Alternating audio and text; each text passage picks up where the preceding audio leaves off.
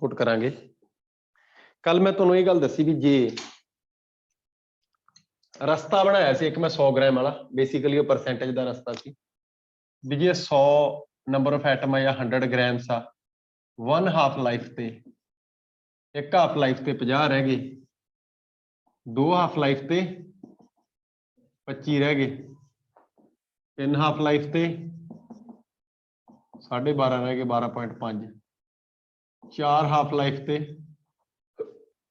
6.25 रह गए, 5 half life ते 3.125 रह गए।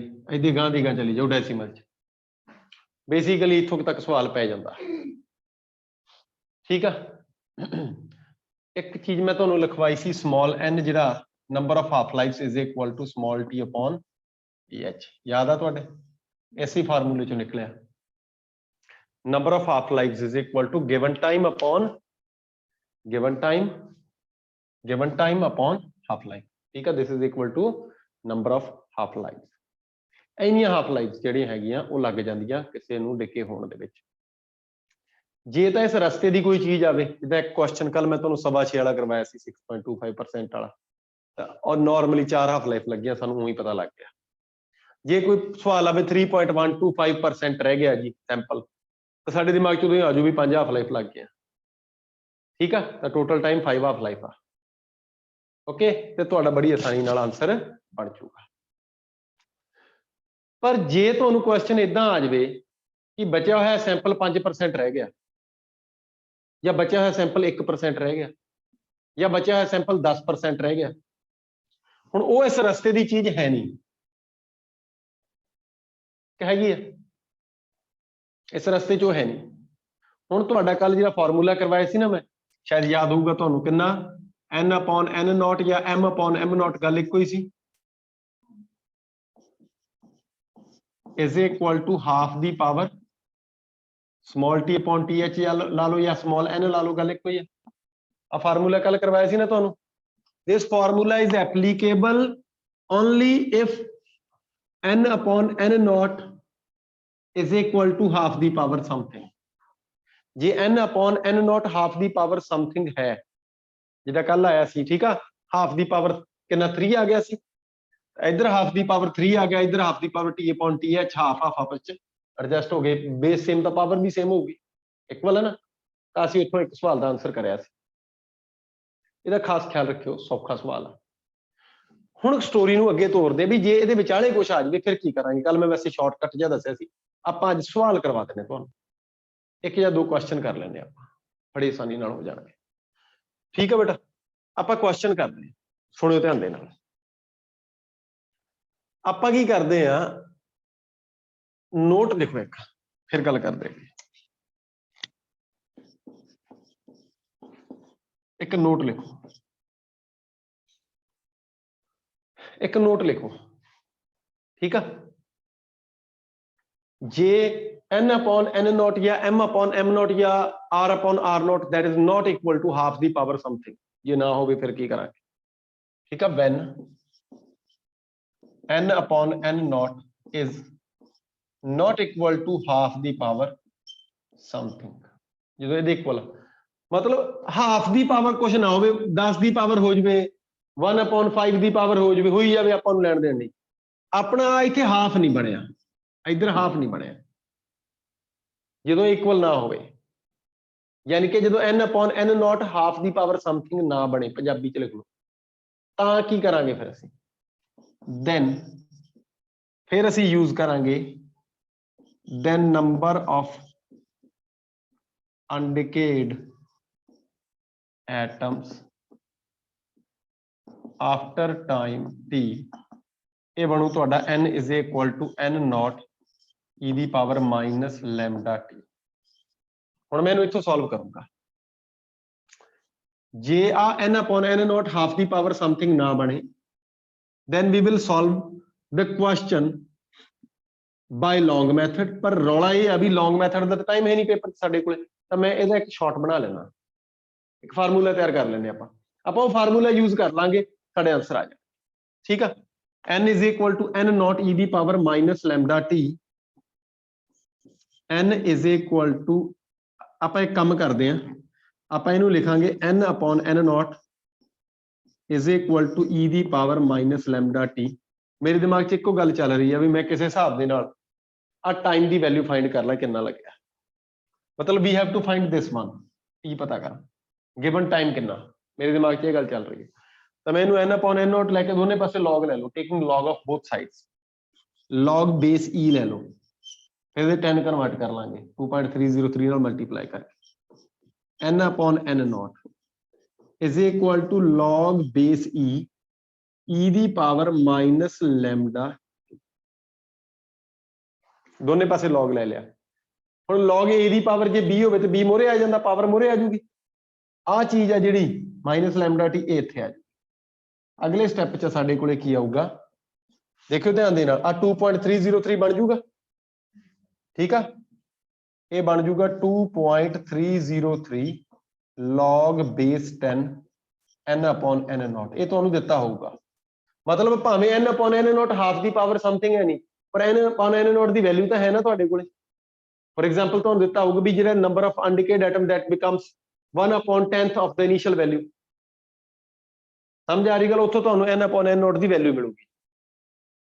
1 upon 10 ਮਿਲ ਜਾਵੇ, 1 upon 5 ਮਿਲ ਜਾਵੇ, 1 upon 2 ਤਾਂ ਉੱਥੇ ਹੀ ਹੋ ਜਾਣਾ, ਠੀਕ ਹੈ, 1 upon 3 ਮਿਲ ਜਾਵੇ, ਕੁਛ ਮਰਜ਼ੀ ਮਿਲ ਜਾਵੇ, 1 upon 7 ਜੋ ਵੀ ਮਿਲਦਾ ਤੁਸੀਂ ਲਿਖ ਲਓ ਇੱਥੇ।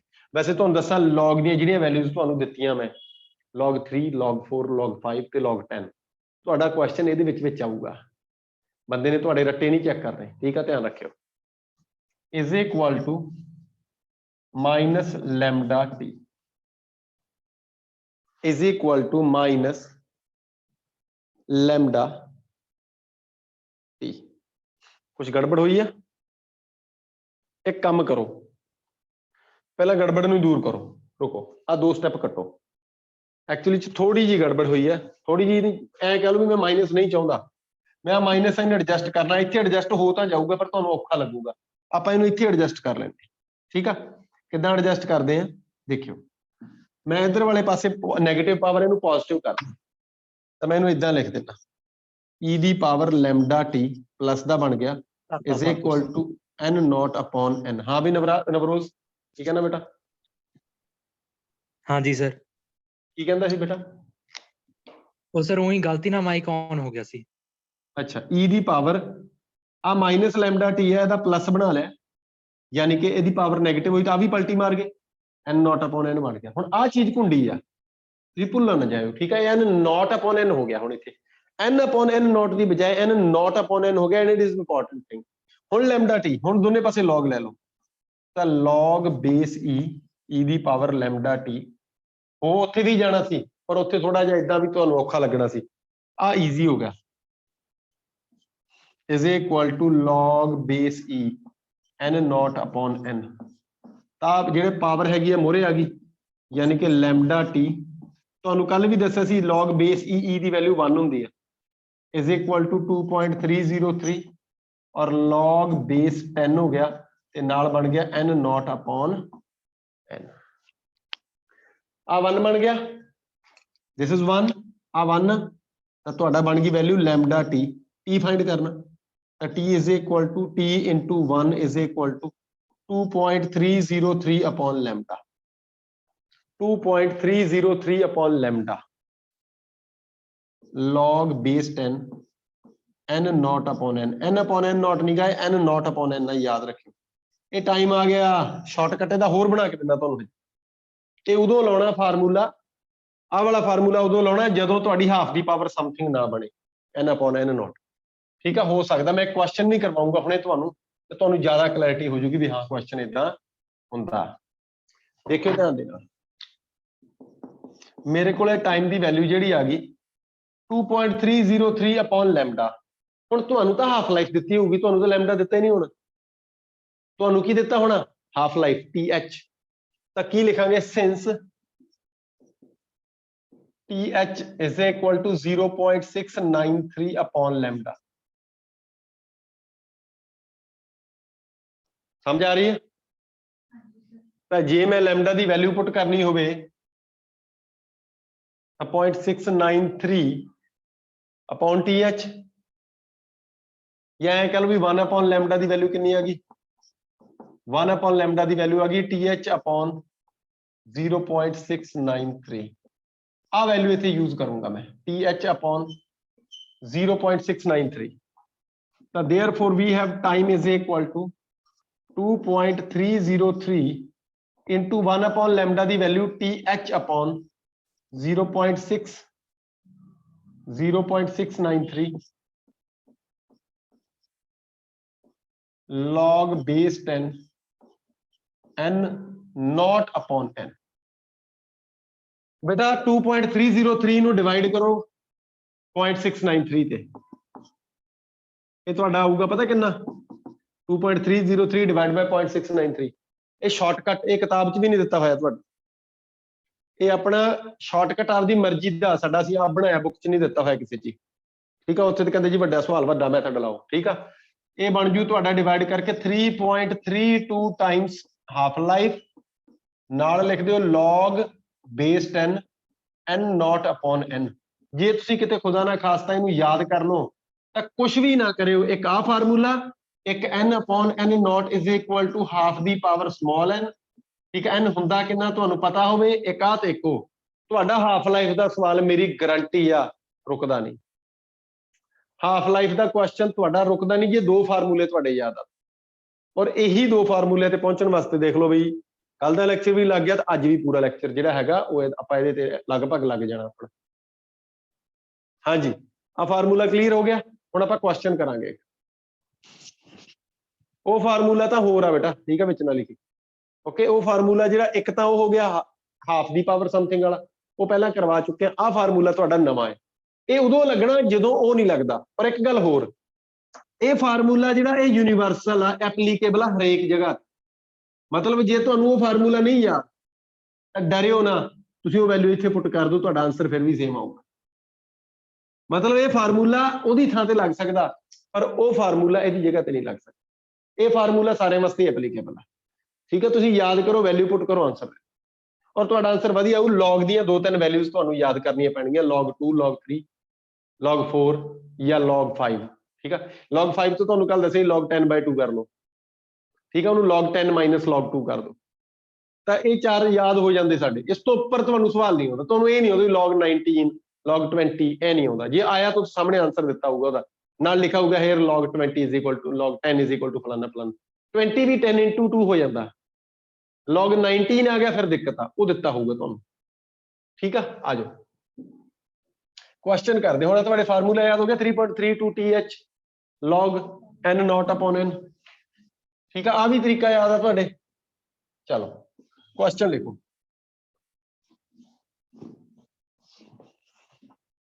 क्वेश्चन लिखो radioactive isotope has half life of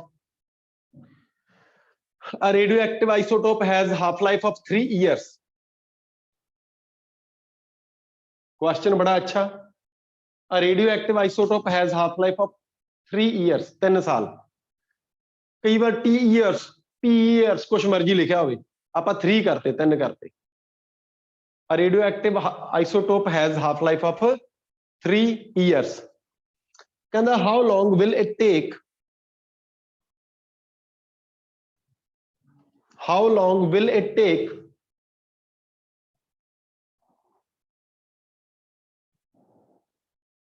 to reduce its activity, how long will it take to reduce its activity to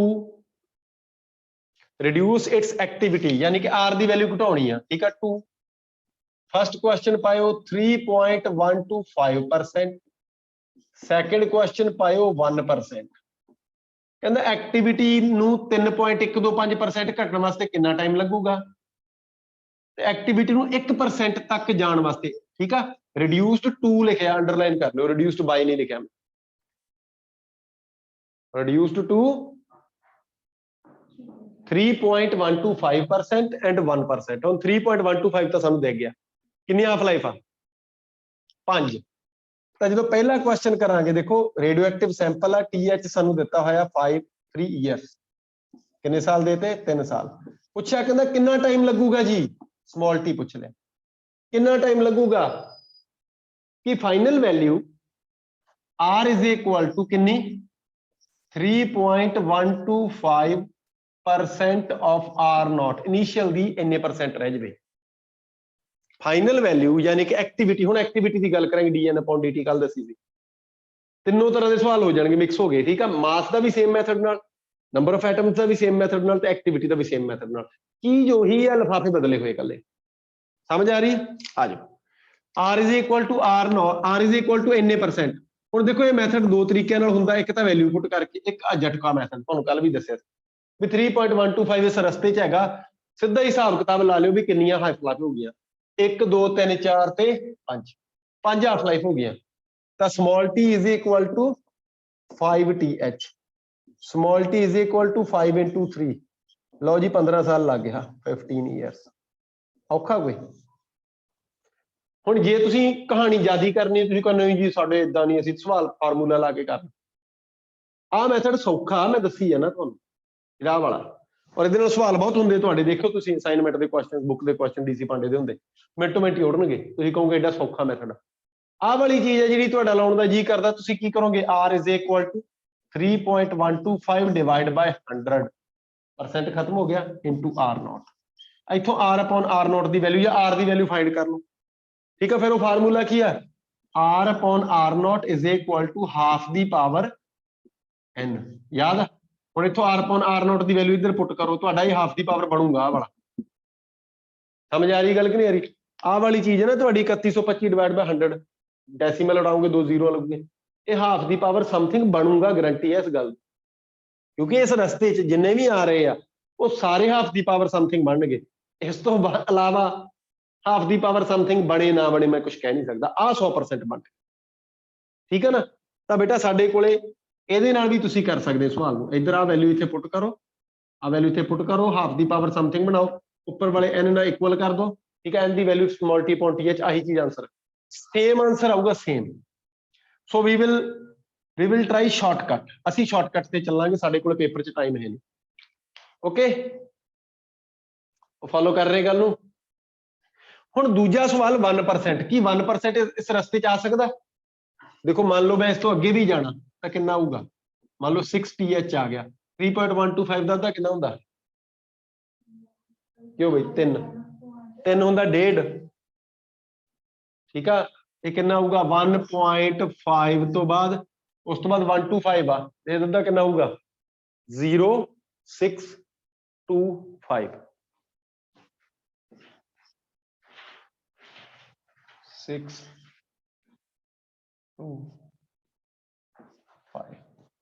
ठीक है चेक कर लियो भावे मतलब कहने का ये आ भी चल जिन्ना भी आ डिवाइड बाय 2 कर लो मैं कोई इदा हो सकता भी मेरी कैलकुलेशन थोड़ी बहुत गलत हो बट एक्चुअल च की मैं जी गल समझानी भी एग्जैक्ट 1% आ ही नहीं सकता एग्जैक्ट 2% आ ही नहीं सकता एग्जैक्ट 3% आ ही नहीं सकता 4% नहीं होता 5% नहीं होता 10% नहीं होता 10% का सवाल भी ऐसे ही मैथड नाल होना जिहड़ा मैं बाद च लिखवाया ਇਹਦੇ ਨਾਲ नहीं ਹੁੰਦਾ 10% भी हाफ दी पावर नहीं बनती पर 8% ठीक है देखना पऊगा 8 हाफ दी 2 दी पावर समथिंग बन सकती है ठीक है 2 दी पावर 3 हाफ दी देखनी पऊगी मेरे कहने का मीनिंग जस्ट इन्ना का भी तुसीं इस गल ते केयर करनी है इस गल ते कंसनट्रेट करना हैगा भी हाफ दी पावर समथिंग बनती कि नहीं बनती हुण इस टाइम मेरे को नहीं बन जे हाफ दी पावर समथिंग नहीं बनती सैकंड क्वेश्चन करांगे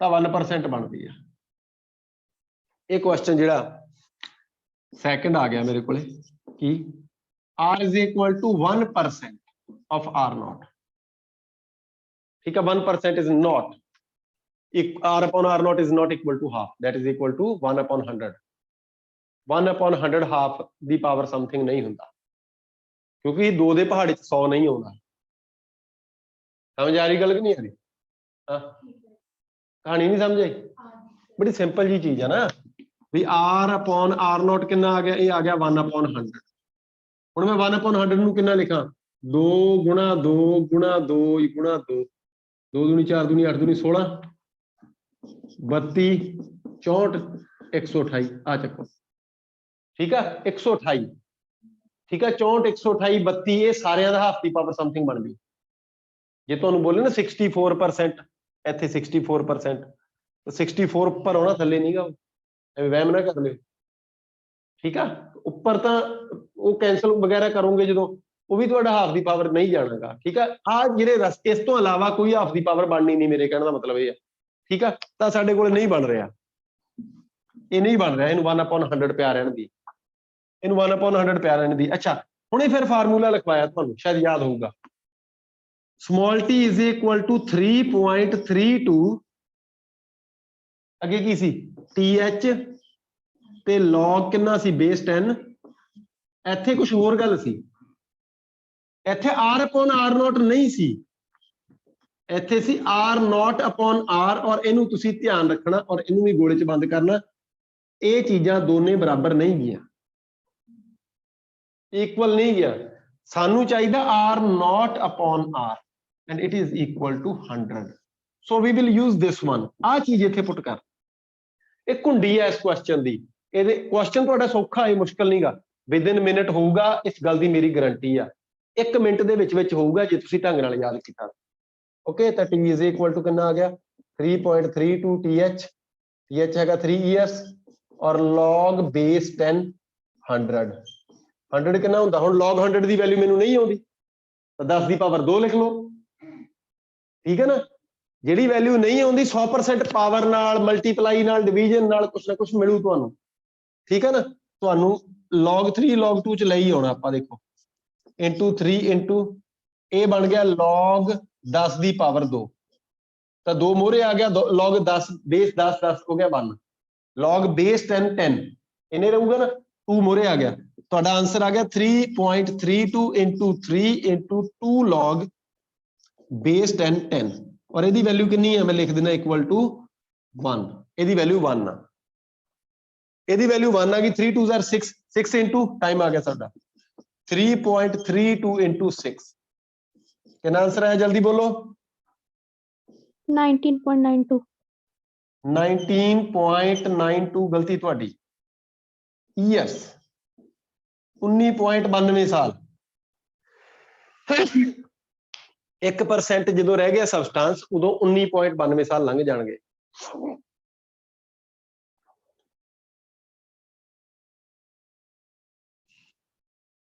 ਸਮਝ ਆ ਰਹੀ ਗੱਲ ਕਿ ਨਹੀਂ ਆ ਰਹੀ ਤਾਂ ਕੁੰਡੀ ਕਿਹੜੀ ਆ ਇਸ ਕੁਐਸਚਨ ਚ ਦਿਸ ਇਜ਼ ਅ ਬਿਗ ਕੁੰਡੀ ਆ ਬਹੁਤ ਵੱਡੀ ਕੁੰਡੀ ਆ ਇੱਥੇ ਕੁੰਡੀ ਲਿਖ ਲਿਓ ਇਹ ਕੁੰਡੀ ਕਿਉਂ ਆ ਇਹ ਕੁੰਡੀ ਇਸ ਕਰਕੇ ਆ ਕਿਉਂਕਿ ਆਪਾਂ r/r0 ਪੜ੍ਹਦੇ ਰਹਿੰਦੇ ਆ ਪਰ ਇੱਥੇ ਕੀ ਆ ਇੱਥੇ r0/r ਆ ਪਲਟੀ ਵੱਜੀ ਹੋਈ ਆ this is r0/r ਇਹ r0/r ਆ ਕੀ ਆ ਇਹ r0/r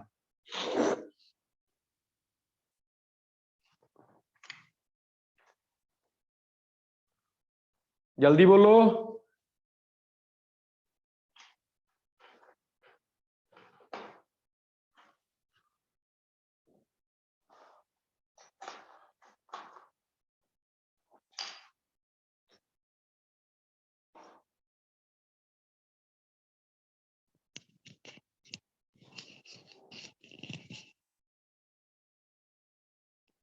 समझ आ गया यस सर क्वेश्चन क्लियर हो गया यस सर चलो अगे चलते हैं एक एवरेज लाइफ लिखियो मीन लाइफ और एवरेज लाइफ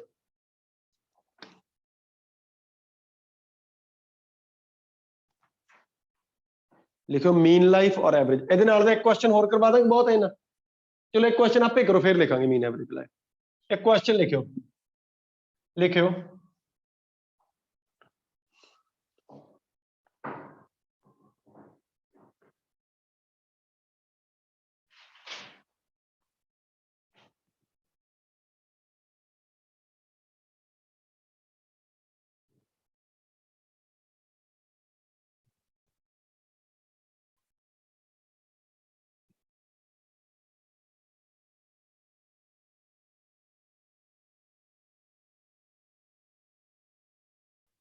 हाँ जी लिखो find out the time taken find out the time taken by a radioactive sample. Find out the time taken by a radioactive sample having half-life of 5 years, having half-life of 5 years,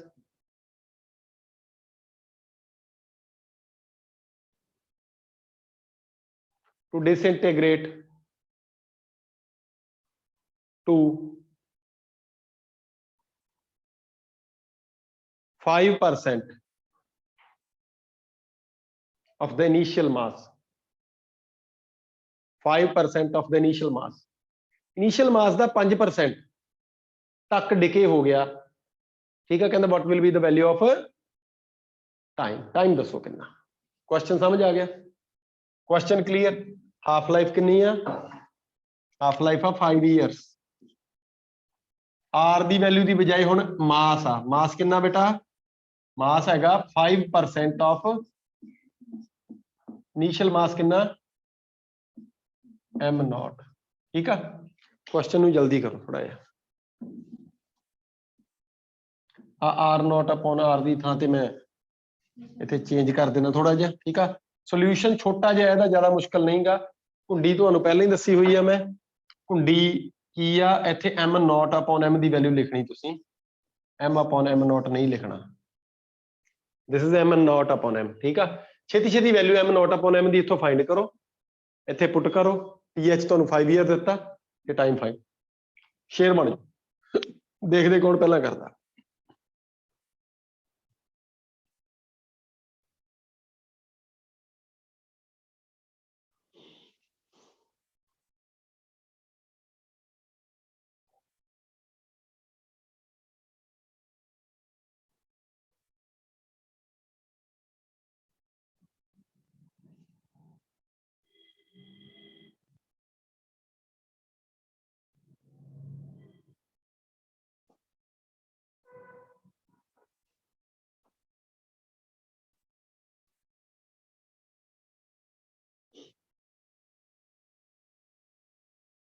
ਹਾਂਜੀ answer ਬੋਲੋ।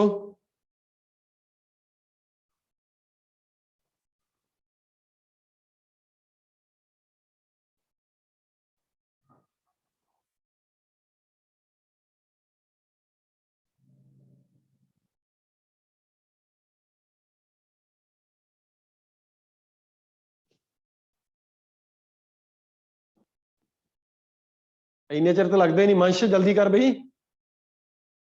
Sir, 21.58 years. 21.58 years। हाँ भाई, Yes, sir. चल check कर दे। 3.32 pH हो गया 5। अच्छा m upon m0 आ गया 5 upon 100। 5 upon 100 ਦਾ ਮਤਲਬ 20, 1 upon 20। m0 upon m ਕਿੰਨਾ ਆ ਗਿਆ ਬੇਟਾ? ਇਹ 20 ਆ ਗਿਆ। ਮੈਂ ਇੱਥੇ ਕਿੰਨਾ ਰੱਖਤਾ? 5 into log base 10 of 20। ਹੁਣ log 20 ਦੀ ਵੈਲਿਊ ਸਾਨੂੰ ਫਾਈਂਡ ਕਰਨੀ ਬੜੀ ਮੁਸ਼ਕਲ ਆ। log 2 ਦੀ ਹੈਗੀ ਆ ਤਾਂ ਆਪਾਂ ਇਹਨੂੰ ਸੋਲਵ ਕਰਾਂਗੇ ਕਿੱਦਾਂ? 3.32 into 5 ਪਿਆ ਰਹਿਣ ਦੀਏ। log base 10 ਨੂੰ ਮੈਂ ਕਿੰਨਾ ਲਿਖਿਆ? 20 ਨੂੰ ਕਿੰਨਾ ਲਿਖਿਆ? ਇਹਨੂੰ ਲਿਖਿਆ 10 into 2। ਤਾਂ log a into b, log a plus log b। Formula ਆਉਣਾ ਚਾਹੀਦਾ ਤੁਹਾਨੂੰ।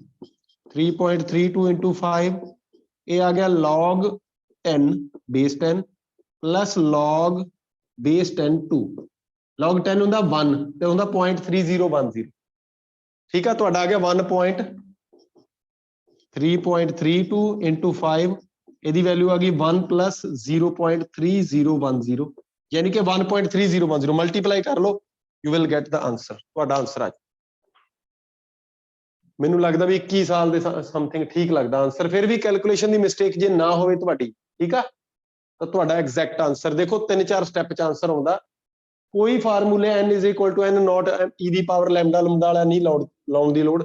This is the shortcut, very easy shortcut. You can easily apply this one. ਤੁਸੀਂ ਬੜੀ ਆਸਾਨੀ ਨਾਲ ਇਹਨੂੰ ਅਪਲਾਈ ਕਰ ਸਕਦੇ, ਥੋੜਾ ਜਿਹਾ ਮਿਹਨਤ ਕਰਕੇ। ਓਕੇ, ਈਅਰਸ ਦੇ ਵਿੱਚ ਤੁਹਾਡਾ ਆਂਸਰ ਆਊਗਾ। चलो क्वेश्चन लिखो।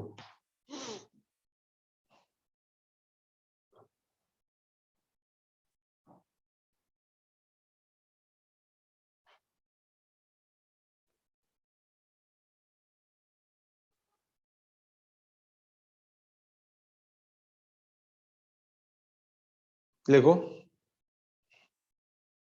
इन एन ओल्ड रॉक, सवाल इदां दे होंदे पेपर च। In an old rock the ratio of nuclei of uranium and lead in an old rock, the ratio of nuclei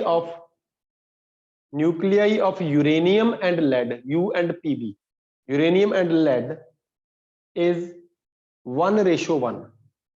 कहंदा यूरेनियम ते lead ਦਾ रेशो 1:1, मतलब रॉक ਦੇ ਵਿੱਚ ਅੱਧਾ ਅੱਧਾ ਹਿੱਸਾ। ਠੀਕ ਆ ਦੋਨਾਂ ਦਾ। ਸਮਝ ਆ ਰਹੀ ਗੱਲ ਕਿ ਨਹੀਂ ਆ ਰਹੀ? ਯੂਰੇਨੀਅਮ ਤੇ ਲੈਡ ਦਾ ਜਿਹੜਾ ਰੇਸ਼ੋ ਆ 1:1। ਇੱਥੇ ਕੁਝ ਹੋਰ ਵੀ ਹੋ ਸਕਦਾ, ਧਿਆਨ ਰੱਖਿਓ। ਠੀਕ ਆ, ਚਲੋ ਆਪਣਾ ਸਵਾਲ ਹੋ ਜਾਣਾ, ਕੋਈ ਗੱਲ ਨਹੀਂ। ਕੁਐਸਚਨ ਕੀ ਕਰਦਾ, ਕਹਿੰਦਾ half life of uranium is, half life of uranium, uranium ਟੁੱਟ ਕੇ ਲੈਡ ਬਣਿਆ। Half life of uranium is 4.5 into 10⁻⁹ years. Half life of uranium is 4.5 into 10⁻⁹ years। बहुत ज्यादा है, कोई गल नहीं रवे, आपां नूं की है। कहंदा let initially it contains uranium nuclei only, let initially it contains uranium only,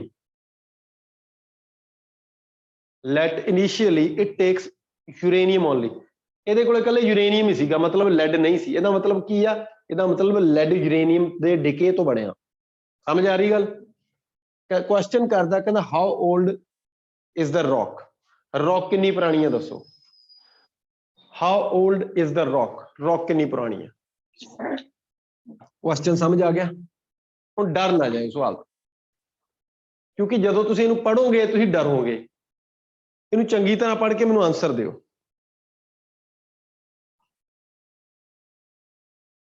ਹਾਂ ਬਈ, ਇਹਨੂੰ ਪੜ੍ਹੋ ਸਵਾਲ ਨੂੰ। ਮਨਵੀਰ ਬੇਟਾ ਇਹਨੂੰ ਪੜ੍ਹ। ਅਸ਼ਮਨ ਸਿੱਧੂ, ਅਸ਼ਮਨ ਸਿੱਧੂ ਗੂਠਾ ਨਹੀਂ ਚੱਕਣਾ, ਦੱਸ ਇਹਨੂੰ ਕਿੱਦਾਂ ਕਰਨਾ।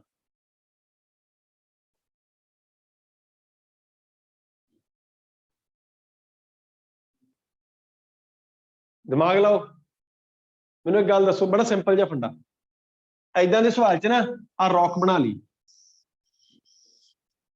ਪਹਿਲਾਂ ਕੀ ਸੀ? ਇਨੀਸ਼ੀਅਲੀ ਯੂਰੇਨੀਅਮ ਸੀ। ਉਸ ਤੋਂ ਬਾਅਦ ਜਦੋਂ ਹੁਣ ਆਪਾਂ ਦੇਖੀ ਤੇ ਇਹਦਾ ਅੱਧਾ ਹਿੱਸਾ ਤਾਂ ਹੈਗਾ ਯੂਰੇਨੀਅਮ, ਤਾਂ ਅੱਧਾ ਹੈਗਾ 1:1 ਤਾਂ ਹੀ ਆਊਗਾ। 1:1 ਦਾ ਮਤਲਬ ਅੱਧਾ ਉਹ ਤੇ ਅੱਧਾ ਉਹ। ਇਹਦਾ ਮਤਲਬ ਆ ਜਿਹੜਾ ਹਾਫ ਆ ਇਹ ਕਿਹਦੇ ਤੋਂ ਬਣਿਆ? ਯੂਰੇਨੀਅਮ ਤੋਂ।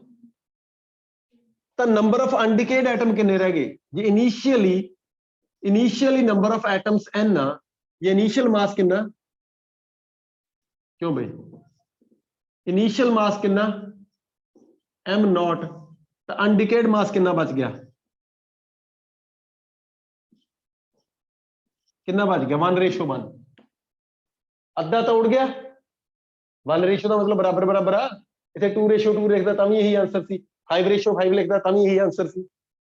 1:1 ਦਾ ਮਤਲਬ ਇਹ ਵੀ ਯੂਰੇਨੀਅਮ ਚੋਂ ਅੱਧਾ ਹਿੱਸਾ ਬਣ ਗਿਆ ਲੈਡ, ਬਚਿਆ ਅੱਧਾ, ਹਾਫ। ਅਨਡਿਕੇਡ ਮਾਸ ਕਿੰਨਾ ਆ?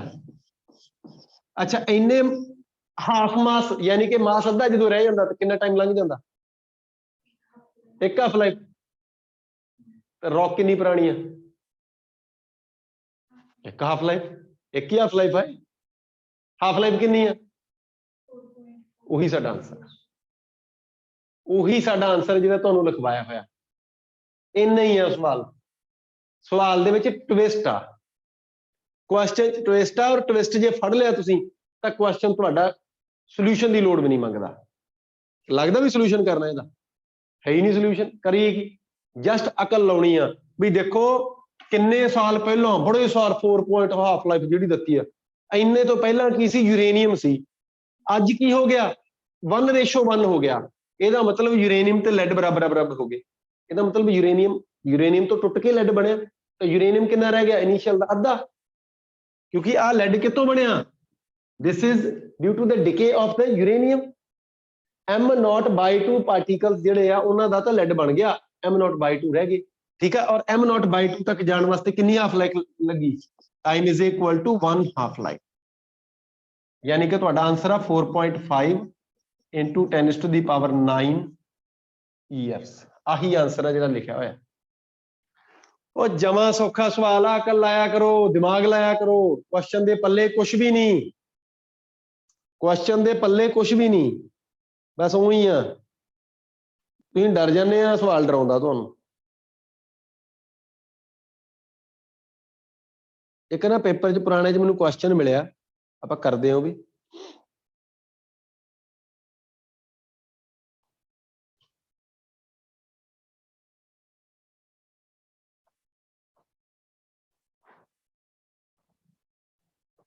ਕੁਐਸਚਨ ਲਿਖੋ,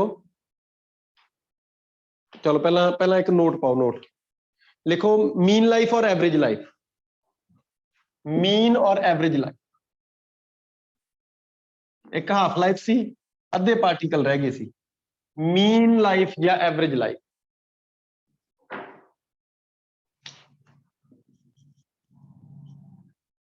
ਮੀਨ ਲਾਈਫ, ਇਹ ਬੜੀ ਅਜੀਬ ਜੀ ਡੈਫੀਨੇਸ਼ਨ ਆ, ਇਹਨੂੰ ਐਵਰੇਜ ਲਾਈਫ ਵੀ ਕਹਿ ਦਿੰਦੇ ਆ।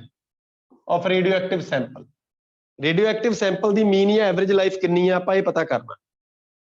ਹੁਣ ਮੀਨ ਜਾਂ ਐਵਰੇਜ ਲਾਈਫ ਦਿਮਾਗ 'ਚ ਜਦੋਂ ਆਉਂਦੀ, ਇਹਦਾ ਮਤਲਬ ਵੀ ਖਤਮ ਹੋ ਜਾਊਗਾ ਜਮਾ। ਦਿਮਾਗ 'ਚ ਇਹੀ ਹੁੰਦਾ ਨਾ ਵੀ ਆ ਰੇਡੀਓ ਐਕਟਿਵ ਸੈਂਪਲ ਆ, ਜਮਾ ਹੀ ਖਤਮ ਹੋ ਜਾਊਗਾ, ਫਿਰ ਮੀਨ ਲਾਈਫ ਮਿਲੂ। ਏਦਾਂ ਦੀ ਗੱਲ ਵੀ ਹੈ ਨਹੀਂ।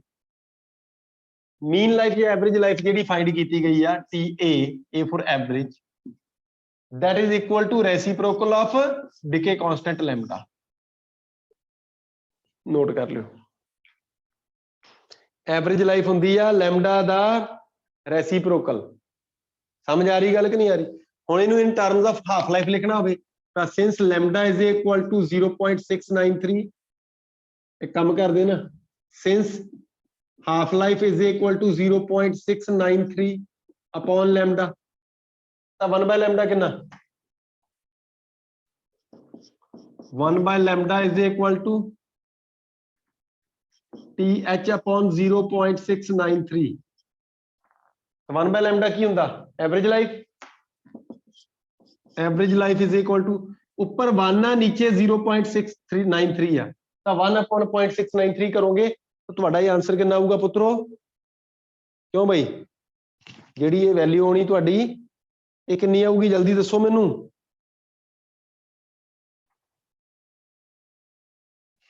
1 upon 0.693 ਕਰਿਓ ਕੈਲਕੂਲੇਟਰ ਤੇ। ਸ਼ਾਬਾਸ਼, ਮਸ਼ ਬੋਲ। Sir, 1.4. 443. 1.443 times T half।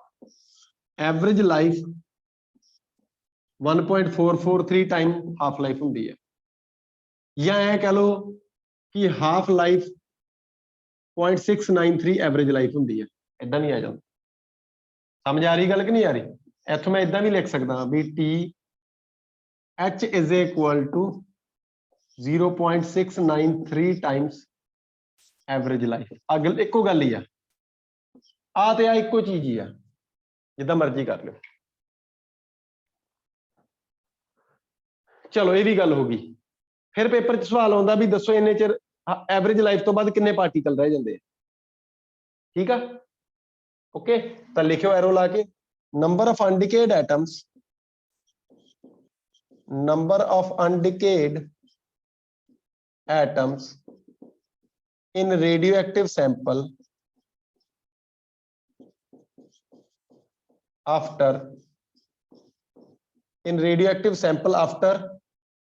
average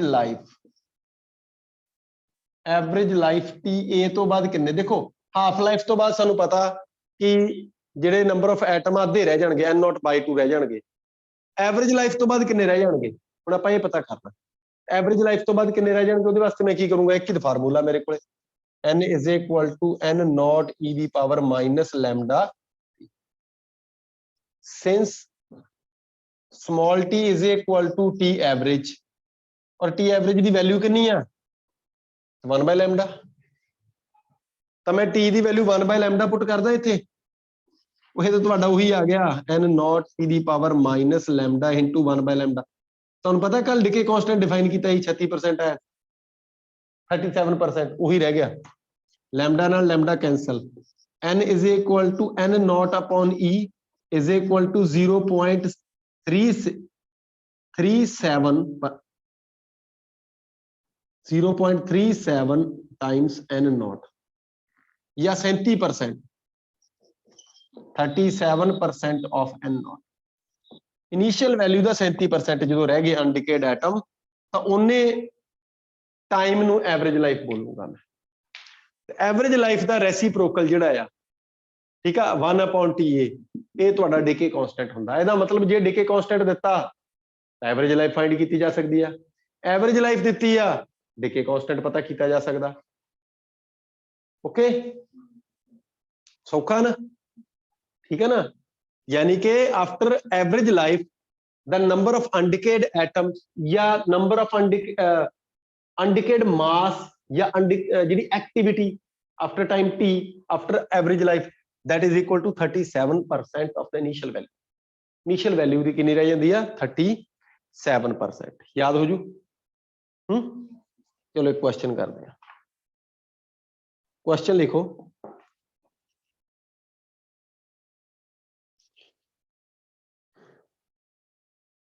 लिखो decay constant of two radioactive samples are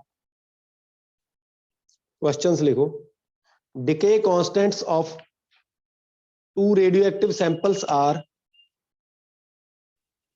decay constants of two radioactive samples are lambda and 3 lambda decay constants of two radioactive samples are lambda and 3 lambda एक lambda है दूजे 3 lambda है decay constants of radioactive samples are lambda and 3 lambda हो गया question पूरा करांगे लिखो at time t is equal to 0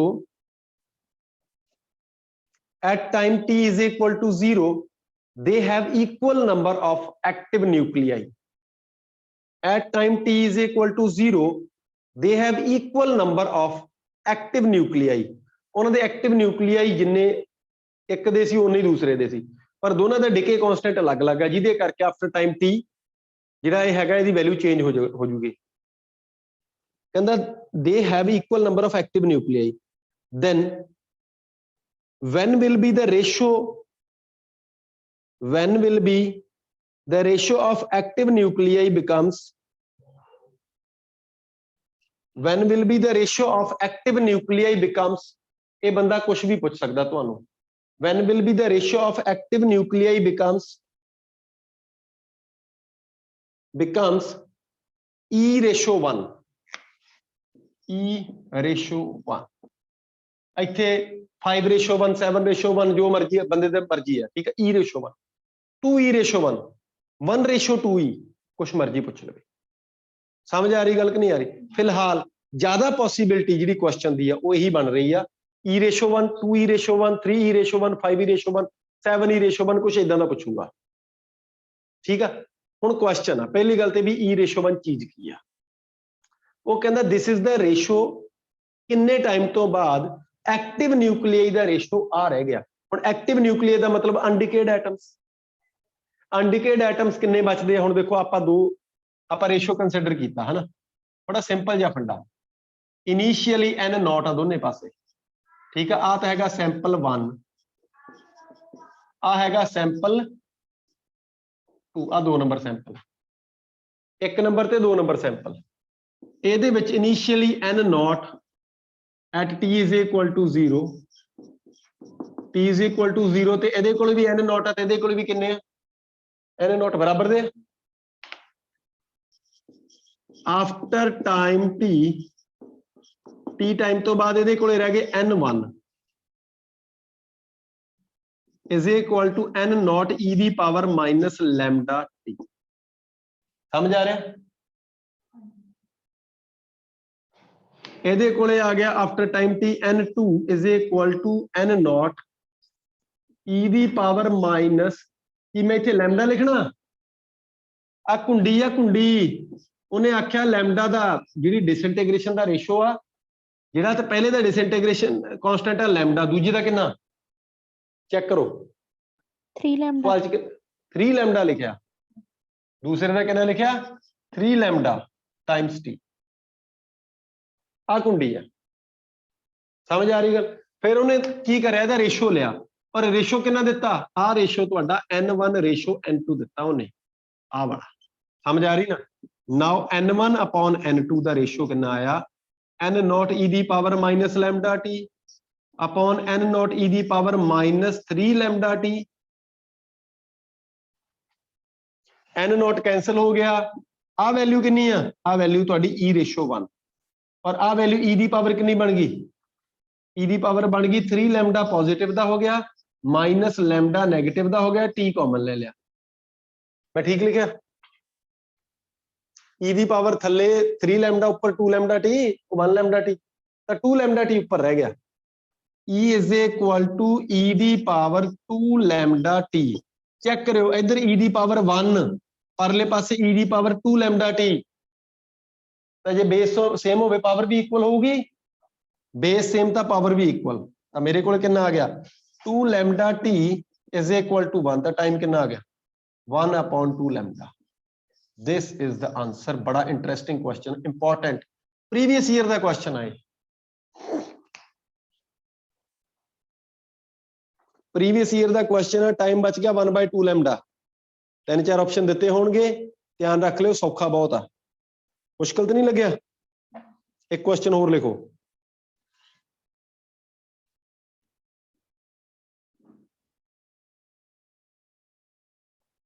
लिखो the fraction of radioactive sample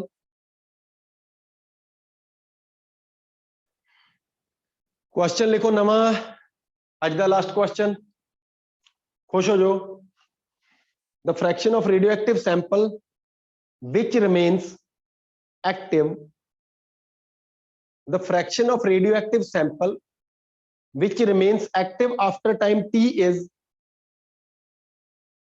which remains active after time t is 9 upon 16 9 upon 16 मतलब active जेडे रह गए वो 9 upon 16 है ਇਹਦਾ मतलब वही चीज होगी सेम ਤੁਹਾਨੂੰ ਦਿੱਤਾ ਕੀ ਹੋਇਆ ਕਿਉਂ ਬਈ ਫ੍ਰੈਕਸ਼ਨ ਦਿੱਤੀ ਆ ਐਕਟਿਵ ਦੀ ਠੀਕ ਆ ਵੀ ਹੁਣ ਦੋ ਸੈਂਪਲ ਨਹੀਂ ਇੱਕੋ ਹੀ ਸੈਂਪਲ ਆ ਮਤਲਬ ਕਹਿੰਦਾ ਐਕਟਿਵ ਨਿਊਕਲੀਅਸ ਦਾ ratio with respect to initial number of nucleus ਕਿੰਨਾ ਦਿੱਤਾ 9/16 9/16 ਇਹ ਐਕਟਿਵ ਰਹਿ ਗਏ 9/16 ਡਿਕੇ ਜਿਹੜੇ ਹੋ ਗਏ ਉਹ ਬਾਕੀ ਦੇ ਜੇ ਡਿਕੇ ਹੋ ਜਾਵੇ 1 ਚੋਂ ਮਾਈਨਸ ਕਰਕੇ ਫਿਰ ਲਿਖਣੇ ਧਿਆਨ ਰੱਖਿਓ ਕਹਿੰਦਾ what fraction remains active after time t/2 what fraction remains active after time t/2 what fraction remains active after time t/2 लो भाई देखो भी ये भी क्वेश्चन अच्छा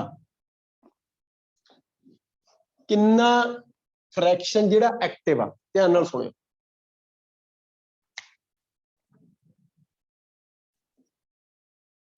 active nuclei n is equal to active nuclei after time t t time तो बाद किन्ने active nuclei आ n is equal to 9/16 times n naught n naught दे 9/16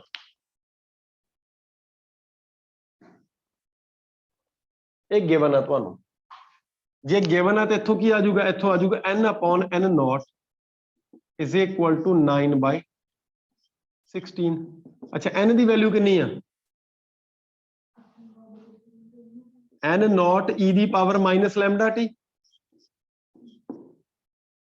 हुण हाफ दी पावर ना ला के बह जाओ बननी नहीं अपॉन n नॉट e दी power minus lambda T time कितना मन्निया t अगले स्टेप च t हाफ आ 9/16 n नॉट नाल n नॉट उड़ गया देखो e ਦੀ ਪਾਵਰ ਮਾਈਨਸ ਲੈਮਡਾ t ਦੀ ਵੈਲਿਊ ਕਿੰਨੀ ਆਈ 9/16 ਆ ਮੈਂ ਬਾਕਸ ਬੰਦ ਕਰ ਲਈ ਮੈਨੂੰ ਲੋਡ ਪਊਗੀ ਕੋਈ ਵੀ ਵੈਲਿਊ ਤੁਹਾਡੀ ਆਵੇ ਹਾਂ ਬੋਲੋ बेटा आवाज पाट रही है सर बेटा मेरी आवाज तो बहुत अच्छी है हाँ भाई आवाज पाट रही है मेरी बाहर आ रही आवाज नो सर वो तो देख यार तेरे वाले स्पीकर को गड़बड़ होनी है उन्होंने हाँ जी कंसनट्रेट होके पढ़ोगे फिर नहीं पाट दी आवाज e ਦੀ power minus lambda t is equal to 9/16 9/16 ਹੁਣ ਕੀ ਆ ਐਂਡ ਆਫਟਰ ਟਾਈਮ t ਆਪਾਂ ਨੂੰ ਪੁੱਛਿਆ ਕੀ ਆ ਆਪਾਂ ਨੂੰ ਪੁੱਛਿਆ after time t/2 t/2 time ਤੋਂ ਬਾਅਦ ਨਵੀਂ fraction n dash is equal to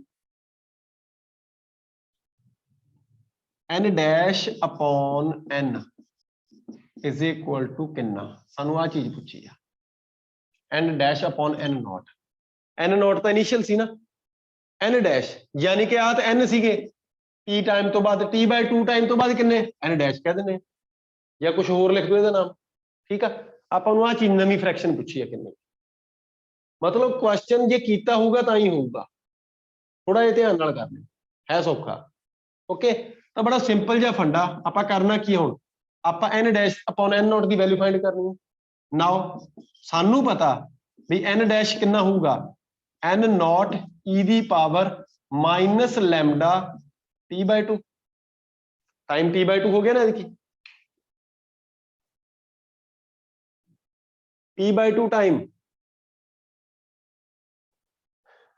ਹੋ ਗਿਆ ਸਵਾਲ ਤੁਹਾਡਾ n dash upon n naught is equal to e ਦੀ ਪਾਵਰ ਮਾਈਨਸ ਲੈਮਡਾ t ਤੇ ਰੱਖ ਲਓ ਵਿੱਚ ਔਰ ਆ ਜਿਹੜੀ ਪਾਵਰ ਡਿਵਾਈਡ ਬਾਈ 2 ਇਹਨੂੰ ਹਾਫ ਬਾਹਰ ਲਾ ਦਿਓ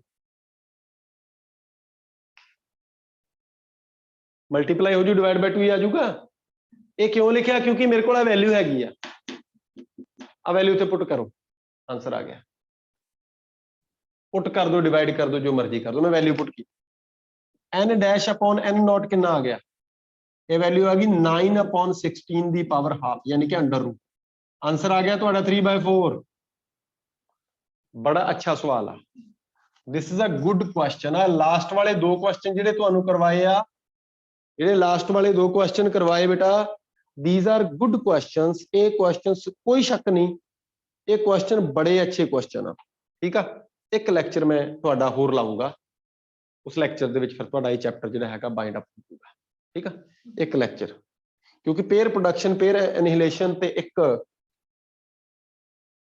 ਇੱਕ ਤੁਹਾਡਾ ਰਹਿ ਗਿਆ ਰੇਡੀਓ ਐਕਟਿਵ ਇਕੁਇਲਿਬਰੀਅਮ ਇਹ ਤੇ ਸਵਾਲ ਪੈ ਜਾਂਦਾ ਠੀਕ ਆ ਇਹ ਦੋ ਤਿੰਨ ਟੌਪਿਕ ਜਿਹੜੇ ਹੈਗੇ ਆ ਇਹ ਮੈਂ ਤੁਹਾਡੇ ਨਾਲ ਹਜੇ ਡਿਸਕਸ ਕਰਨੇ ਆ